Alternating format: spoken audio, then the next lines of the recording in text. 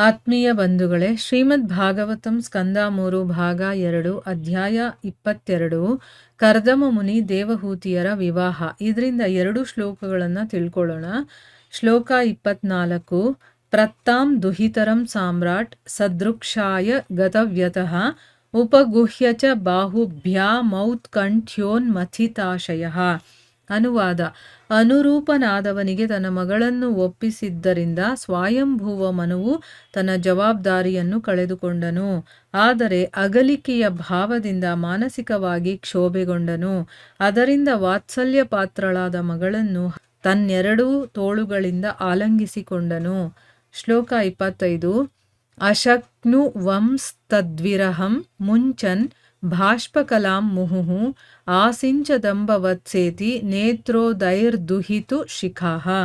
ಅನುವಾದ: ಆ ಸಾಮ್ರಾಟನಿಗೆ ತನ್ನ ಮಗಳ ಅಗಲಿಕೆಯನ್ನು ಸಹಿಸಿಕೊಳ್ಳಲು ಆಗಲಿಲ್ಲ.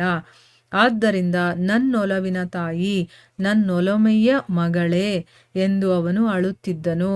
ಅವನ ಕಣ್ಣುಗಳಿಂದ ಕಣ್ಣೀರು ಧಾರಾಕಾರವಾಗಿ ಸುರಿಯಿತು. ಅದರಿಂದ ಅವನ ಮಗಳ ತಲೆ ಒದ್ದೆಯಾಯಿತು. ಇವು ಶ್ಲೋಕಗಳು ಮತ್ತು ಅವುಗಳ ಅನುವಾದ. ಈಗ ಭಾವಾರ್ಥದ ಮೂಲಕ ನಾವು ಇದರ ಅರ್ಥವನ್ನು ತಿಳ್ಕೊಳ್ಳೋದಕ್ಕೆ ಪ್ರಯತ್ನ ಮಾಡೋಣ. ಹೋದ ಭಾಗದಲ್ಲಿ ನಾವು ಏನು ತಿಳ್ಕೊಂಡ್ವಿ?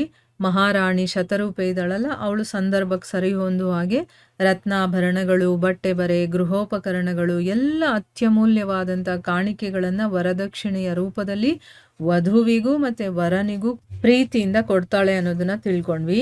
ಈಗ ಮುಂದುವರೆದು ಈ ಶ್ಲೋಕದಲ್ಲಿ ಹೇಳ್ತಾ ಇದ್ದಾರೆ, ಅನುರೂಪನಾದವನಿಗೆ ಅಂದ್ರೇನು? ತನ್ನ ಮಗಳಿಗೆ ತಕ್ಕಾಗಿರುವಂಥ ಒಬ್ಬ ವ್ಯಕ್ತಿಗೆ ತನ್ನ ಮಗಳನ್ನ ಕೊಡ್ತಾ ಇದ್ದೀನಿ ಅನ್ನುವಂಥ ಒಂದು ಸಮಾಧಾನ ಇದೆ ಅವನಿಗೆ. ಆ ರೀತಿ ಅವನು ತನ್ನ ಜವಾಬ್ದಾರಿಯನ್ನು ಕಳ್ಕೊಳ್ತಾನೆ. ಅಂದರೆ ತಂದೆಗೆ ಮಗಳಿಗೆ ಒಬ್ಬ ಒಳ್ಳೆ ಹುಡುಗ ಸಿಗಬೇಕು ಅನ್ನೋದು ಆಸೆ ಇರುತ್ತೆ. ಅವನು ಚೆನ್ನಾಗಿ ನೋಡ್ಕೋಬೇಕು ಅಂತನ್ಬಿಟ್ಟು ಆ ರೀತಿಯ ಗಂಡನನ್ನೇ ಹುಡುಕಿದ್ದೀನಿ ಅಂತ ಅವಳಿಗೆ ಒಪ್ಪಿಸ್ದಾಗ ಅವನಿಗೆ ಸಮಾಧಾನ ಆಗುತ್ತೆ. ಆದರೆ ಈಗ ಮಗಳನ್ನ ಅಗಲಿ ದೂರ ಇರಬೇಕಲ್ವಾ, ಆ ಭಾವನೆಯಿಂದ ಅವನು ಮಾನಸಿಕವಾಗಿ ಅವನಿಗೆ ನೋವಾಗುತ್ತೆ. ಅಂದರೆ ಏನು? ಮಗಳನ್ನ ಒಳ್ಳೆಯವನಿಗೆ ಕೊಡ್ತಾ ಇದ್ದೀನಿ ಅನ್ನುವಂಥ ಒಂದು ಖುಷಿ ಒಂದ್ ಕಡೆ ಇದ್ರೆ, ಮಗಳು ತನ್ನ ಜೊತೆಲಿ ಇಷ್ಟು ದಿವಸ ಇದ್ದು ಈಗ ಬೇರೆಯವ್ರ ಮನೆಗೆ ಹೋಗ್ತಾ ಇದ್ದಾಳೆ ನನ್ನನ್ನು ಬಿಟ್ಬಿಟ್ಟು ಅಂತಂದಾಗ ಅಗಲಿಕೆಯ ಒಂದು ಭಾವ ಇರುತ್ತಲ್ಲ, ಅದರಿಂದ ಅವನಿಗೆ ಮಾನಸಿಕವಾಗಿ ತೊಂದರೆ ಆಗುತ್ತೆ. ಅದರಿಂದ ವಾತ್ಸಲ್ಯ ಪಾತ್ರಳಾದಂತಹ ಮಗಳನ್ನ ತನ್ನ ಎರಡೂ ತೋಳುಗಳಿಂದ ಆಲಿಂಗನೆ ಮಾಡ್ಕೊಳ್ತಾನೆ. ಈಗ ಭಾವಾರ್ಥದಲ್ಲಿ ಗುರುಗಳು ಇದಕ್ಕೆ ಏನು ಹೇಳ್ತಾ ಇದ್ದಾರೆ ಅಂತ ತಿಳ್ಕೊಳ್ಳೋಣ. ವಯಸ್ಸಿಗೆ ಬಂದ ತನ್ನ ಮಗಳನ್ನು ತಕ್ಕವರನಿಗೆ ಒಪ್ಪಿಸಿಕೊಡುವವರೆಗೂ ತಂದೆಯು ಸದಾ ವ್ಯಾಕುಲನಾಗಿ ಇರುತ್ತಾನೆ. ಮಕ್ಕಳಿಗೆ ಅನುರೂಪರಾದವರೊಂದಿಗೆ ಮದುವೆ ಮಾಡಿಕೊಡುವವರೆಗೂ ಅವರ ವಿಷಯದಲ್ಲಿ ತಂದೆ ತಾಯಿಯರ ಜವಾಬ್ದಾರಿ ಮುಂದುವರಿಯುತ್ತದೆ. ಆ ಕರ್ತವ್ಯವನ್ನು ಆಚರಿಸಲು ತಂದೆಯು ಸಮರ್ಥನಾದಾಗ ಅವನು ತನ್ನ ಜವಾಬ್ದಾರಿಯನ್ನು ಕಳೆದುಕೊಳ್ಳುತ್ತಾನೆ. ಇಲ್ಲೇನು ಹೇಳ್ತಾರೆ? ವಯಸ್ಸಿಗೆ ಬಂದಿರುವಂಥ ತನ್ನ ಮಗಳನ್ನ ಅವಳಿಗೆ ತಕ್ಕವನಾಗಿರ್ಬೇಕು ಅಂಥ ವರನಿಗೆ ಒಪ್ಸೋವರೆಗೂ ಆ ತಂದೆ ಸದಾ ಚಿಂತನೆಯಲ್ಲಿರ್ತಾನೆ. ಅಯ್ಯೋ, ನನ್ನ ಮಗಳಿಗೊಂದು ಒಳ್ಳೆ ಹುಡುಗ ಸಿಗ್ಲಿಲ್ವಲ್ಲ ಅಂತನ್ಬಿಟ್ಟು. ಒಂದು ಸರಿ ಅವನಿಗೆ ಆ ರೀತಿ ಸಿಕ್ಬಿಟ್ಟ ಅಂತಂದರೆ ತುಂಬ ಖುಷಿ ಆಗತ್ತೆ ಅವನಿಗೆ. ಅಂದರೆ ಮಕ್ಕಳಿಗೆ ಸರಿಯಾದ ಒಬ್ಬ ಗಂಡು ಸಿಕ್ಕಿ ಮದುವೆ ಮಾಡಿಕೊಡೋವರೆಗೂ ಕೂಡ ಅದು ತಂದೆ ತಾಯಿಯರಿಗೆ ಒಂದು ಜವಾಬ್ದಾರಿ ಅಲ್ವಾ? ಹಾಗೇ ಇರುತ್ತದು. ಆ ಕರ್ತವ್ಯವನ್ನ ಮಾಡಿಕೊಡುವಂತ ಒಂದು ಸಂದರ್ಭ ಬಂದಾಗ ಆ ತಂದೆಗೆ ಖುಷಿ ಆಗುತ್ತೆ ಅಲ್ವಾ? ಆ ರೀತಿ ತಂದೆ ಸಮರ್ಥನಾದಾಗ ತನ್ನ ಜವಾಬ್ದಾರಿಯನ್ನ ಕಳ್ಕೊಳ್ತಾನೆ. ಅಂದ್ರೆ ಒಂದು ಒಳ್ಳೆ ಹುಡುಗ ಸಿಕ್ಕದ ಅಂತಂದ್ರೆ ಆಗ ಆ ತಂದೆ ತಾಯಿಗಳಿಗೆ ಒಂದು ಜವಾಬ್ದಾರಿ ಕಳೀತು ಅನ್ನೋ ರೀತಿ. ಈಗ ಮುಂದಿನ ಶ್ಲೋಕದಲ್ಲಿ ಹೇಳ್ತಾರೆ, ಆ ಸಾಮ್ರಾಟನಿಗೆ ತನ್ನ ಮಗಳ ಅಗಲಿಕೆ, ಅವಳನ್ನ ಬಿಟ್ಟಿರ್ಬೇಕಲ್ಲ ಇನ್ಮೇಲೆ ಅನ್ನುವಂಥದ್ದು ಸಹಿಸ್ಕೊಳ್ಳೋದಕ್ಕಾಗ್ಲಿಲ್ಲ. ಅದಕ್ಕೋಸ್ಕರ ಅವನು ನನ್ನೊಲವಿನ ತಾಯಿ, ನನ್ನೊಲಮೆಯ ಮಗಳೇ ಅಂತನ್ಬಿಟ್ಟು ಅಳ್ತಾ ಇದ್ದಾನೆ. ಏನೇನೋ ಅವಳನ್ನ ಮುದ್ದಾಗಿ ಕರಿತಾ ಇರ್ತಾರಲ್ವ, ಅದನ್ನೆಲ್ಲ ಹೇಳ್ಕೊಂಡು ಅಳ್ತಾ ಇದ್ದಾನೆ. ಅವನ ಕಣ್ಣಲ್ಲಿ ನೀರು ಸುರಿತಾ ಇದೆ. ಅವನ ಆಲಿಂಗನೆ ಮಾಡ್ಕೊಂಡಿದ್ದಾನಲ್ಲ, ಅದಕ್ಕೆ ಆ ಕಣ್ಣೀರು ಆ ಮಗಳ ತಲೆ ಮೇಲೆ ಬಿದ್ದು ತಲೆ ಒದ್ದೆ ಆಗುತ್ತೆ ಅಂತನ್ಬಿಟ್ಟು ಹೇಳ್ತಾ ಇದ್ದಾರೆ. ಭಾವಾರ್ಥದಲ್ಲಿ ಏನು ಹೇಳಿದ್ದಾರೆ ಅಂತಂದರೆ, ಅಂಬಾ ಎಂಬ ಪದ ಔಚಿತ್ಯಪೂರ್ಣವಾಗಿದೆ. ತಂದೆ ಕೆಲವೊಮ್ಮೆ ತನ್ನ ಮಗಳನ್ನು ಪ್ರೀತಿಯಿಂದ ಅಮ್ಮ ಎಂದು, ಕೆಲವೊಮ್ಮೆ ನನ್ನ ಮುದ್ದಿನ ಮಣಿಯೇ ಎಂದು ಸಂಬೋಧಿಸುತ್ತಾನೆ. ಅಗಲಿಕೆಯ ಭಾವನೆ ಉಂಟಾಗುವುದೇಕೆಂದರೆ ಮಗಳಿಗೆ ಮದುವೆಯಾಗುವವರೆಗೂ ಅವಳು ತಂದೆಯ ಮಗಳಾಗಿ ಉಳಿಯುತ್ತಾಳೆ. ಆದರೆ ಮದುವೆಯಾದ ಬಳಿಕ ಮುಂದೆಂದೂ ಅವಳು ಕುಟುಂಬದ ಮಗಳೆಂದು ಹಕ್ಕು ಚಲಾಯಿಸುವಂತಿಲ್ಲ. ಮದುವೆಯಾದ ಬಳಿಕ ಅವಳು ಗಂಡನ ಆಸ್ತಿಯಾಗುವುದರಿಂದ ಅವಳು ಗಂಡನ ಮನೆಗೆ ಹೋಗಲೇಬೇಕಾಗುತ್ತದೆ. ಮನು ಸಂಹಿತೆಯ ಪ್ರಕಾರ ಹೆಂಗಸು ಎಂದೂ ಸ್ವತಂತ್ರಳಲ್ಲ. ಅವಳು ಅವಿವಾಹಿತಳಾಗಿರುವಾಗ ತಂದೆಯ ಆಸ್ತಿಯಾಗಿರಬೇಕು. ವಯಸ್ಸಾಗುವವರೆಗೆ ಮತ್ತು ತನ್ನ ಮಕ್ಕಳನ್ನು ಬೆಳೆಸುವವರೆಗೆ ಅವಳು ಗಂಡನ ಆಸ್ತಿಯಾಗಿರಬೇಕು. ವೃದ್ಧಾಪ್ಯದಲ್ಲಿ ಗಂಡನು ಸನ್ಯಾಸ ಸ್ವೀಕಾರ ಮಾಡಿ ಮನೆ ಬಿಟ್ಟು ಹೋದಾಗ ಅವಳು ಗಂಡು ಮಕ್ಕಳ ಆಸ್ತಿಯಾಗಿರುತ್ತಾಳೆ. ನೋಡಿ, ಇಲ್ಲಿ ಅಂಬಾ ಅನ್ನುವಂಥ ಪದ ಉಪಯೋಗ ಮಾಡಿದಾರಲ್ಲ, ಅಂದರೆ ಕೆಲವೊಂದ್ಸರಿ ತನ್ನ ಮಕ್ಕಳನ್ನ ಪ್ರೀತಿಯಿಂದ ತಂದೆ ಅಮ್ಮ ಅಂತ ಕರೀತಾರೆ. ಅಂಬಾ ಅಂದರೆ ಅಮ್ಮ ಅಂತ ಅಂದ್ಬಿಟ್ಟು, ಕೆಲವೊಂದ್ಸರಿ ನನ್ನ ಮುದ್ದಿನ ಮಣಿಯೇ, ನನ್ನ ಮುದ್ದಿನ ಮಗಳೇ ಅಂತೆಲ್ಲ ಕರೆಯೋದು ಉಂಟಲ್ವಾ. ಈ ಒಂದು ಅಗಲಿಕೆಯ ಭಾವ ಯಾಕೆ ಬರುತ್ತೆ ಅಂತಂದರೆ, ಮಗಳಿಗೆ ಮದುವೆ ಆಗೋವರೆಗೂ ಅವಳ ತಂದೆಗೆ ಮಗಳಾಗಿ ಉಳಿತಾಳೆ ಅಲ್ವಾ. ಅವಳು ಏನು ಬೇಕಾದರೂ ಹಕ್ಕು ಚಲಾಯಿಸ್ಬೋದು. ಮದುವೆ ಆದಮೇಲೆ ಇನ್ಯಾವತ್ತೂ ಅವಳು ಕುಟುಂಬದ ಮಗಳು ಅಂತ ಹಕ್ಕು ಚಲಾಯಿಸುವ ಹಾಗಿಲ್ಲ. ಆದರೆ ಈಗಿನ ಕಾಲದಲ್ಲಿ ನಾವು ನೋಡ್ತಾ ಇರೋ ಹಾಗೆ ಎಲ್ಲ ಉಲ್ಟಾಗಿದೆ, ಅದು ವಿರುದ್ಧವಾಗಿ ನಡೀತಾ ಇದೆ ಅಲ್ವಾ. ನಮ್ಮ ಶಾಸ್ತ್ರಗಳಲ್ಲಿ, ಧರ್ಮಗ್ರಂಥಗಳಲ್ಲಿ ಇರುವಂಥ ರೀತಿ ನೀತಿಗಳು ಯಾಕಿದೆ ಅಂತಂದರೆ ಅದು ನಮ್ಮ ಒಳಿತಿಗೋಸ್ಕರನೇ ಇದೆ. ಇಲ್ಲಿ ಕೆಲವೊಂದು ವಿಚಾರಗಳು ಹೇಳ್ತಾ ಇದ್ದಾರೆ. ಈಗಿನ ಜನತೆ ಅದನ್ನು ಒಪ್ಕೊಳ್ಳೋದಿಲ್ಲ, ಆದರೆ ನಮ್ಮ ಧರ್ಮಗ್ರಂಥಗಳಲ್ಲಿ ಇರೋದು ಹಾಗೇನೆ. ಮದುವೆ ಆದ ಮೇಲೆ ಮುಂದೆ ಯಾವತ್ತೂ ಕೂಡ ಅವಳು ಹಕ್ಕನ್ನು ಚಲಾಯಿಸೋ ಹಾಗಿಲ್ಲ. ತಾಯಿ ಮನೇಲಿ ಬಂದು ಮದುವೆ ಆದಮೇಲೆ ಗಂಡನ ಆಸ್ತಿ ಆಗ್ತಾಳೆ, ಅವಳು ಗಂಡನ ಮನೆಗೆ ಹೋಗಲೇಬೇಕಾಗತ್ತೆ.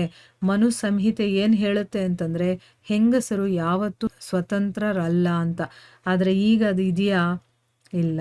ಈಗ ಹೆಂಗಸರಿಗೂ ಎಲ್ಲ ಸ್ವಾತಂತ್ರ್ಯನೂ ಇದೆ. ಅದು ಯಾವ ಮಟ್ಟಕ್ಕೆ ನಮ್ಮನ್ನು ಕರ್ಕೊಂಡು ಹೋಗ್ತಾ ಇದೆ ಅಂತ ನಾವು ನೋಡ್ತಾ ಇದ್ದೀವಿ. ಸ್ವಾತಂತ್ರ್ಯ ಹೆಚ್ಚಾಗಿ ಕೊಟ್ಟಾಗ ಏನಾಗುತ್ತೆ ಅನ್ನೋದು ನಾವು ಸ್ವಂತ ನಮ್ಮ ಕಣ್ಣುಗಳಿಂದ ನೋಡ್ತಾ ಇದ್ದೀವಿ. ಅವಳು ಅವಿವಾಹಿತಳಾಗಿದ್ದಾಗ, ಮದುವೆ ಆಗದೇ ಇದ್ದಾಗ ಅವಳು ತಂದೆಯ ಆಸ್ತಿಯಾಗಿರ್ತಾಳೆ.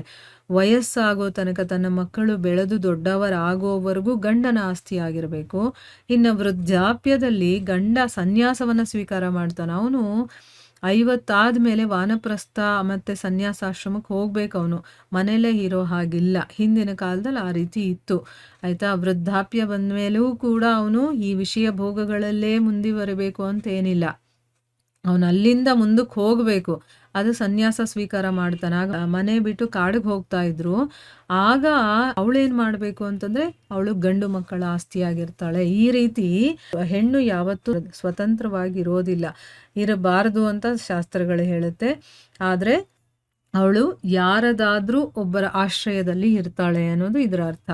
ಹೆಂಗಸು ತಂದೆ, ಗಂಡ ಅಥವಾ ವಯಸ್ಸಿಗೆ ಬಂದ ಗಂಡು ಮಕ್ಕಳಲ್ಲಿ ಯಾರಾದರೊಬ್ಬರನ್ನೂ ಸದಾ ಅವಲಂಬಿಸಿರುತ್ತಾಳೆ. ಅದು ದೇವಹೂತಿಯ ಜೀವನದಲ್ಲಿಯೂ ತೋರುವುದು. ದೇವಹೂತಿಯ ತಂದೆ ಅವಳ ಜವಾಬ್ದಾರಿಯನ್ನು ಗಂಡನಾದ ಕರ್ದಮ ಮುನಿಗೆ ಒಪ್ಪಿಸಿಕೊಟ್ಟನು. ಅದೇ ರೀತಿ ಕರ್ದಮ ಮುನಿಯೂ ಕೂಡ ತನ್ನ ಮಗನಾದ ಕಪಿಲದೇವನಿಗೆ ಅವಳ ಜವಾಬ್ದಾರಿಯನ್ನು ವಹಿಸಿ ಮನೆ ಬಿಟ್ಟು ಹೋದನು. ಈ ನಿರೂಪಣೆಯು ಈ ಘಟನೆಗಳನ್ನು ಒಂದಾದ ಮೇಲೊಂದರಂತೆ ಬಣ್ಣಿಸುವುದು. ಅಂದರೆ ಇಲ್ಲಿ ಒಬ್ಬ ಹೆಂಗಸಾಗಿರುವಂಥವಳು ತಂದೆ, ಗಂಡ ಅಥವಾ ವಯಸ್ಸಿಗೆ ಬಂದ ಗಂಡು ಮಕ್ಕಳು ಯಾರಾದರೂ ಒಬ್ಬರನ್ನು ಅವಲಂಬಿಸಿರ್ತಾಳೆ. ಸದಾ ಯಾರ ಮೇಲಾದರೂ ಡಿಪೆಂಡ್ ಆಗಿರ್ತಾಳೆ. ಅದು ದೇವಹೂತಿಯ ಜೀವನದಲ್ಲೂ ಕಾಣಿಸುತ್ತೆ ನೋಡೋದಕ್ಕೆ. ದೇವಹೂತಿಯ ತಂದೆ ಅವಳ ಜವಾಬ್ದಾರಿಯನ್ನು ಗಂಡನಾಗಿರುವಂಥ ಕರ್ದಮ ಮುನಿಗೆ ಒಪ್ಪಿಸ್ತಾನೆ. ಅದೇ ರೀತಿ ಕರ್ದಮ ಮುನಿಗಳು ಏನು ಮಾಡಿದ್ರು, ಮಗು ಹುಟ್ಟಿದ ಮೇಲೆ ಆ ಮಗನಾದಂಥ ಕಪಿಲ ದೇವನಿಗೆ ಅವಳ ಜವಾಬ್ದಾರಿಯನ್ನು ವಹಿಸಿ ಅವರು ಮನೆ ಬಿಟ್ಟು ಹೋಗ್ತಾರೆ. ಇದು ಒಂದಾದ್ಮೇಲೆ ಒಂದು ಈ ಘಟನೆಗಳೆಲ್ಲ ವರ್ಣನೆಯಾಗಿದೆ ಅಂತ ಅಂದ್ಬಿಟ್ಟು ಹೇಳ್ತಾರೆ. ಕಪಿಲ ಮುನಿಗಳ ಬಗ್ಗೆನೇ ಒಂದು ಚಾಪ್ಟರ್ ಇದೆ, ಅಲ್ಲಿ ನಾವು ಇದನ್ನು ಡೀಟೇಲ್ ಆಗಿ ತಿಳ್ಕೊಳ್ಳೋಣ. ಇಲ್ಲಿ ಬಂದಂಥ ಒಂದು ವಿಷಯ ಅಂದರೆ ಗುರುಗಳು ಹೇಳಿರುವಂಥ ಒಂದು ವಿಷಯ ಕೇಳೋದಕ್ಕೆ ನಮಗೆ ಏನು ಹೆಣ್ಮಕ್ಳಿಗೆ ಮಾತ್ರ ಆ ರೀತಿ ಇರಬೇಕಾ, ಈ ರೀತಿ ಇರಬೇಕಾ ಅಂತ ಅನ್ನಿಸ್ಬಹುದು. ಆದರೆ ಸ್ವಲ್ಪ ಕೂತ್ಕೊಂಡು ನಾವು ಯೋಚನೆ ಮಾಡಿದಾಗ ಹೆಣ್ಣು ಮಕ್ಕಳಿಗೆ ಕಂಪ್ಲೀಟಾಗಿ ಸ್ವಾತಂತ್ರ್ಯವನ್ನು ಕೊಟ್ಟಾಗ ಏನೆಲ್ಲ ಆಗುತ್ತೆ ಅದನ್ನು ನಾವು ಕಣ್ಣಾರೆ ನೋಡಿದ್ದೀವಿ. ಬಟ್ ಅದು ಒಳ್ಳೆ ರೀತಿಯಲ್ಲಿ ತಗೊಂಡು ಹೋದರೆ ಪರವಾಗಿಲ್ಲ, ಅಷ್ಟೆಲ್ಲ ತಿಳುವಳಿಕೆ ಇರೋದಿಲ್ಲ. ಸೊ ಅದಕ್ಕೋಸ್ಕರನೇ ಸರಿಯಾದ ರೀತಿಯಲ್ಲಿ ಯಾವುದನ್ನೇ ಆದರೂ ಕೂಡ ಸರಿಯಾದ ರೀತಿಯಲ್ಲಿ ಉಪಯೋಗ ಮಾಡಿಕೊಂಡಾಗ ಅದು ಒಳ್ಳೆ ರೀತಿಯಲ್ಲಿರುತ್ತೆ. ಯಾವಾಗ ನಾವು ಸರಿಯಾದ ರೀತಿಯಲ್ಲಿ ಅದನ್ನು ಅಳವಡಿಸ್ಕೊಳ್ಳೋದಿಲ್ವ ನಮ್ಮ ಜೀವನದಲ್ಲಿ, ಅದು ತಪ್ಪಾದ ರೀತಿಯಲ್ಲಿ ಹೋಗ್ಬಿಡುತ್ತೆ. ಸ್ವಾತಂತ್ರ್ಯ ಕೊಟ್ಟು ಏನಾಗಿದೆ, ಸ್ವಾತಂತ್ರ್ಯ ಕೊಡದೇ ಇರುವಂಥವ್ರ ಮನೆಯಲ್ಲಿ ಏನಾಗಿದೆ ಎಲ್ಲವನ್ನ ನಾವು ನೋಡ್ಬೋದು. ಅತಿಯಾದ ಸ್ವಾತಂತ್ರ್ಯ ಕೂಡ ಅನಾಹುತಕ್ಕೆ ಕಾರಣ ಆಗುತ್ತೆ. ಕಂಪ್ಲೀಟಾಗಿ ಸ್ವಾತಂತ್ರ್ಯ ಇಲ್ಲದೆ ಒಂಥರ ಕಟ್ಟಾಕದಂಗೆ ಇರೋದಲ್ಲ. ಇಲ್ಲಿ ಸ್ವತಂತ್ರವಾಗಿ ಇರಬಾರದು ಅಂತಂದರೆ ಅರ್ಥ ಇಲ್ಲಿ ನೋಡಿ, ಅವನು ರಾಣಿನ ಮತ್ತು ಮಗಳನ್ನ ಕೇಳಿನೇ ನಿರ್ಧಾರ ತಗೊಳ್ತಾನೆ ಅಲ್ವಾ. ಇಲ್ಲಿ ಸ್ವಾತಂತ್ರ್ಯ ಅಂದಿದ ತಕ್ಷಣ ನಾವು ಬೇರೆ ರೀತಿಯೇ ಯೋಚನೆ ಮಾಡ್ತೀವಿ, ಆ ರೀತಿ ಅಲ್ಲ. ಇಲ್ಲಿ ಅವ್ರಿಗೆ ಆದಂಥ ಕೆಲವೊಂದು ವಿಷಯಗಳನ್ನು ಹಂಚ್ಕೊಳ್ಳೋದು ಮತ್ತು ಅವರ ಡಿಸಿಷನ್ಗಳನ್ನು ಕೇಳೋದು ಎಲ್ಲವನ್ನ ಮಾಡ್ತಿದ್ರು. ಹಿಂದಿನ ಕಾಲದಲ್ಲಿ ನೋಡಿದಾಗ ರಾಜಕುಮಾರಿಯರಿಗೆ ಗಂಡನ ಆಯ್ಕೆಯನ್ನು ತಾನೇ ಮಾಡಿಕೊಳ್ಬಹುದು ಅನ್ನುವಂಥ ಒಂದು ವಿಧಾನ ಕೂಡ ಇತ್ತು. ಅಂದರೆ ಈಗ ಸ್ವಯಂವರ ಅಂತೆಲ್ಲ ಕೇಳ್ತಿದ್ವಿ. ಅಂದರೆ ತನಗೆ ಯಾವ ಗಂಡ ಬೇಕೋ ಅವಳ ಆಯ್ಕೆ ಮಾಡಿಕೊಳ್ಳುವಂಥ ಒಂದು ಪರ್ಮಿಷನ್ ಕೂಡ ಇರ್ತಾ ಇತ್ತು. ಆ ರೀತಿಯೇ ಮದುವೆಗಳೆಲ್ಲ ಆಗ್ತಾ ಇತ್ತು. ಇಲ್ಲಿ ಸ್ವತಂತ್ರ ಅಂದಿದ ತಕ್ಷಣವೇ ಅವ್ರನ್ನೆಲ್ಲ ಕಟ್ ಹಾಕ್ದಂಗೆ ಇಡ್ತಾರೆ ಅಂತಲ್ಲ ಅರ್ಥ. ಎಲ್ಲ ಅವ್ರ ಭಾವನೆಗಳು ಎಲ್ಲದಕ್ಕೂ ಅಲ್ಲಿ ಜಾಗ ಇರ್ತಿತ್ತು. ಆದರೆ ಅವಳು ಯಾರದಾದ್ರೂ ಜೊತೆಯಲ್ಲಿ, ಅಂದರೆ ಇಲ್ಲಿ ಚಿಕ್ಕ ಮಗು ಆಗಿದ್ದಾಗಿಂದ ತಂದೆಯ ಒಂದು ಆರೈಕೆಯಲ್ಲಿ ಬೆಳೀತಾಳೆ, ಕೇರಲ್ಲಿ ಬೆಳೀತಾಳೆ.